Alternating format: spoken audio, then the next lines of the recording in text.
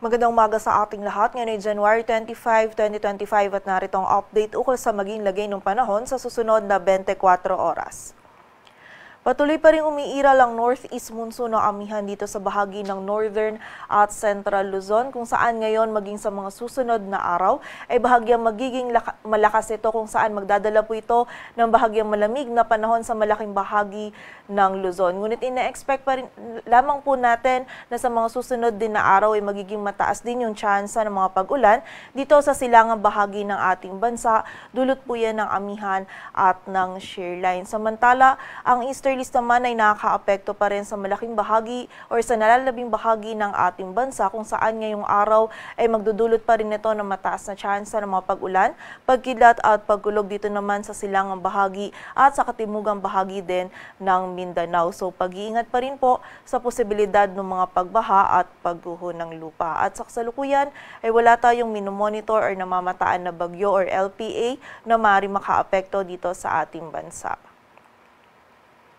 At para nga sa maging lagay ng panahon ngayong araw ng Sabado, ang malaking bahagi po ng Luzon ay makakaranas ngayong araw ng bahagyang maulap hanggang sa maulap na kalangitan. Meron tayong mararanasan lamang ng isolated na mga may hinang pag-ulan or pag-ambon dito yan sa bahagi ng Metro Manila, Cagayan Valley, Cordillera Administrative Region, maging sa bahagi ng Ilocos Region at ng Central Luzon, dulot po yan ng amihan. Samantala dito naman sa bahagi ng Mimaropa, maging sa area din ng Bicol Region ay meron lamang tayong posibilidad ng mga isolated na mga pag-ulan, pagkidlat at pagulog, dulot naman po yan ng easterlies. Agwat ng temperatura dito sa Metro Manila ay mula 23 to 32 degrees Celsius. Samantala sa bahagi naman ng Visayas at Mindanao, ang bahagi ng Caraga, Davao Region at ng Sorsogon ngayong araw ay makakaranas pa rin ng maulap na kalangitan at mataas pa rin yung tsansa ng mga kalat-kalat na pag-ulan, pagkidlat at pagkulog, dulot naman yan ng easterly. So muli po, pag-iingat pa rin para sa ating mga kababayan dyan sa posibilidad ng mga pagbaha at pagguho ng lupa. Samantala, dito naman sa buong bahagi ng Visayas, maging sa nalalabing bahagi ng Mindanao ay meron tayong mararanasan pa din ng mga isolated na mga pag-ulan, pagkidlat at pagkulog na dulot pa rin ng easterlies. Agwat ng temperatura dito sa Cebu ay mula 25 to 31 degrees Celsius at sa Davao naman ay 25 to 32 degrees Celsius.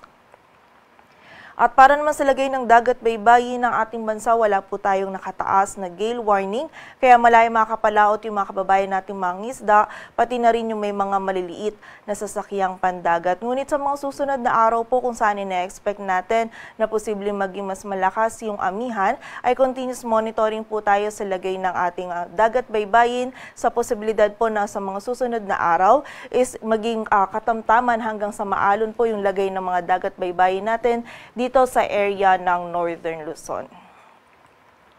Dito sa Metro Manila, ang araw ay sisikat mamayang 6:25 ng umaga at lulubog mamayang 5:52 ng hapon.